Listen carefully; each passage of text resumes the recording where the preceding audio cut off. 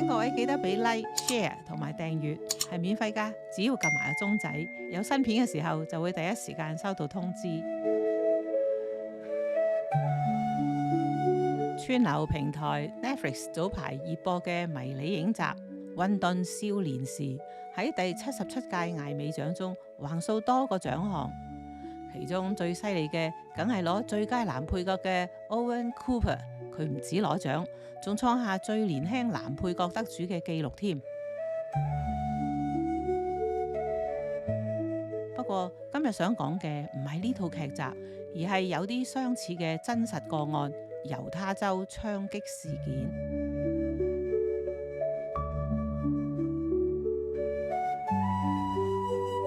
身在此山055混沌少年現實版的反思。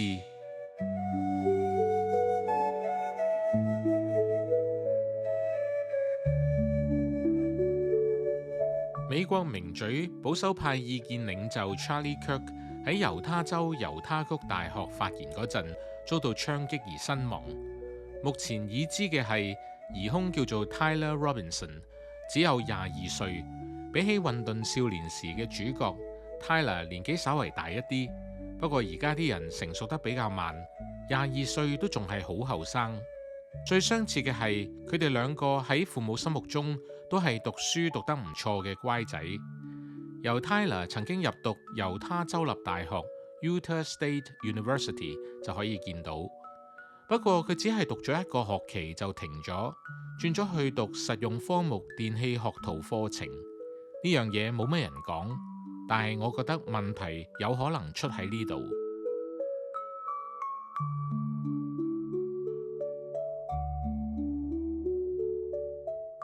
Tyler 喺大學嗰度究竟出咗咩問題呢？唔適應，俾人欺凌，抑或覺得讀大學冇乜用呢？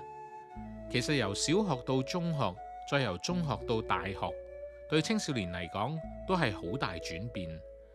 適應能力好、EQ 高嘅人，好快識到新朋友，並且適應唔同嘅教學模式，咁就安然度過。而適應能力唔好嘅人，就好容易出問題。出咗問題，肯同父母傾嘅都仲好啲。問題係踏入青春期，聽朋友講多過聽父母話。如果識埋啲朋友係偏激嘅，咁就好大影響。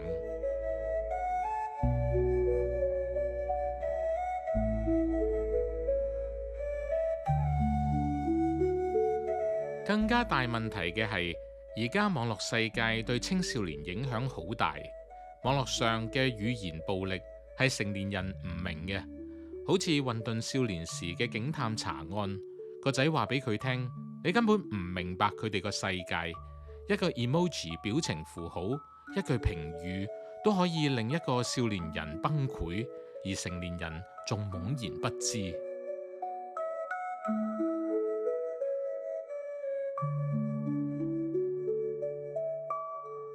事實上，個人行為從來都唔係孤立存在嘅，社會文化氛圍同環境都影響緊青少年。